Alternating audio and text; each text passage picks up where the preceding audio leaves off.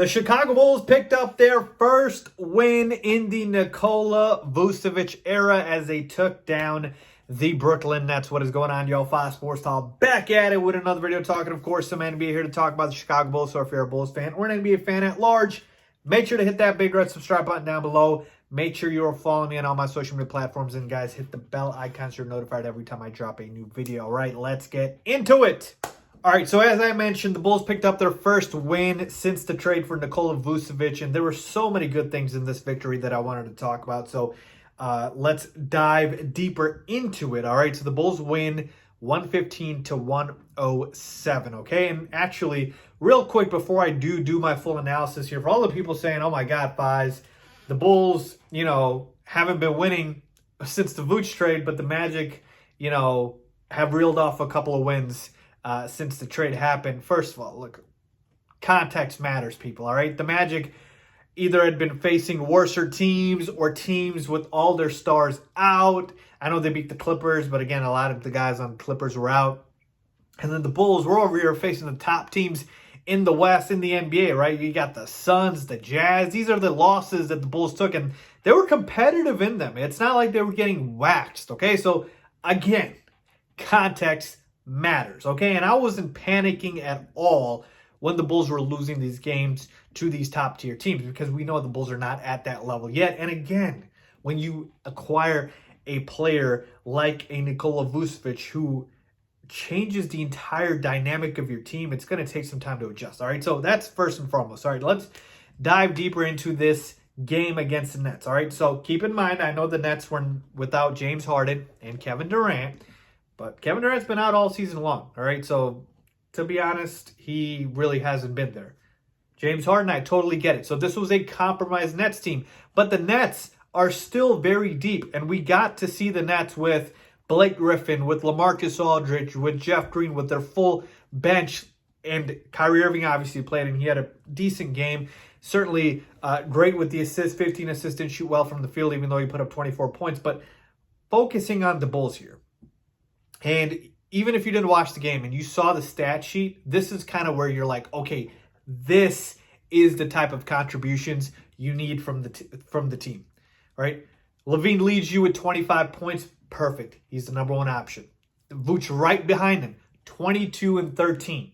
But not just that, by the way, 13 rebounds, 2 assists, 2 steals, 2 blocks, right? That's what Vooch gives you. This is why I had been saying all season long he was the perfect fit for us, because not only does he give you something on the offensive side of the basketball, but also defensively, he can, he can block shots. He can wreak a little havoc in the passing lanes at times. Okay, he's not an elite defender.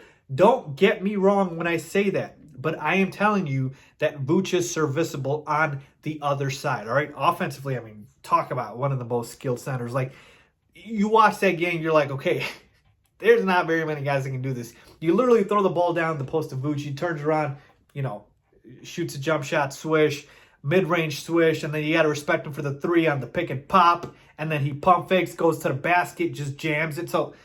So skilled. It's crazy. But again, LaVine 25, Vooch 22. Then we take a look at Tomas Satoransky, 19 points, 11 assists. He's been phenomenal as a starting point guard for the Bulls. Again, I've told you he's not the long-term option, and I still believe he's not, but for the time being, he's done exactly what he's been asked to do, and Kobe White deserved to be benched, okay? Because Kobe White was not giving you this production, all right? Sato made some big shots, had some big assists, all right? Thaddeus shot 12, 5, and 5, the versatile weapon that he is. Pat Williams, 11 points. Daniel Tice gave you some good minutes off the bench. Troy Brown Jr., who has been very valuable as a bench player for the Bulls, gave some solid minutes off the bench. So you see it coming together here, where it's a balanced effort. You got your 2 horses, Zach and Vooch, and then everybody else follows suit. But here's the thing. You're now starting to see that when the Bulls were a young team with the core of Zach LaVine, Wendell Carter Jr., Lauri Markkanen, and Kobe White, those were your 4 core pieces. And obviously Pat Williams came this year. You kind of saw, okay, who can break away from the pack? Clearly, Zach LaVine did. That's why he's part of the group.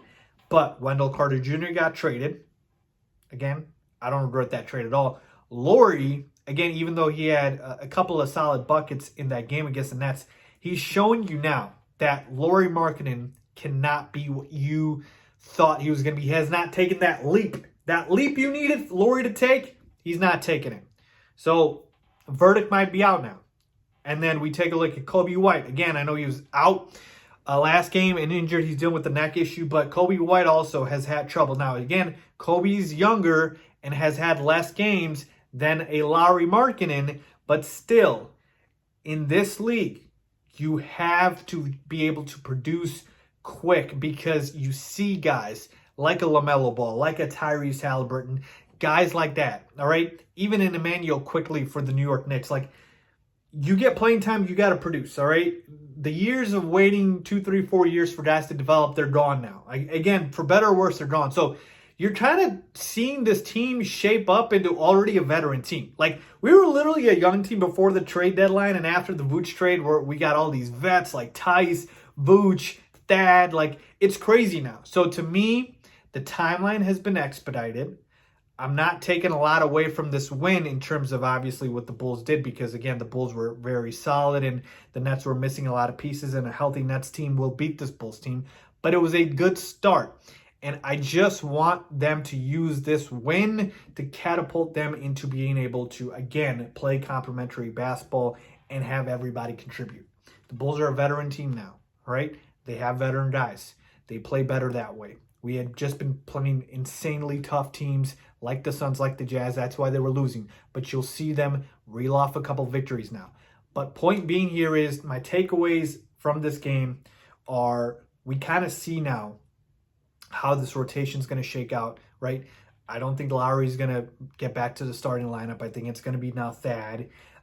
Daniel Tice is your backup 4-5. Troy Brown Jr. is going to get consistent minutes off the bench.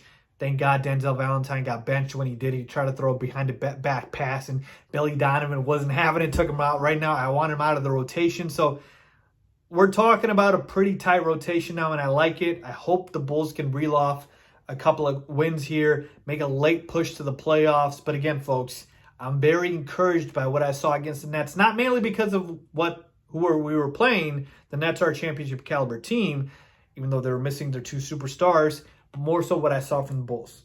We see these type of numbers, these contributions from the team, I'm not worried. So let me know what you guys think. Leave a comment down below if you agree or disagree, as always. Thanks for watching.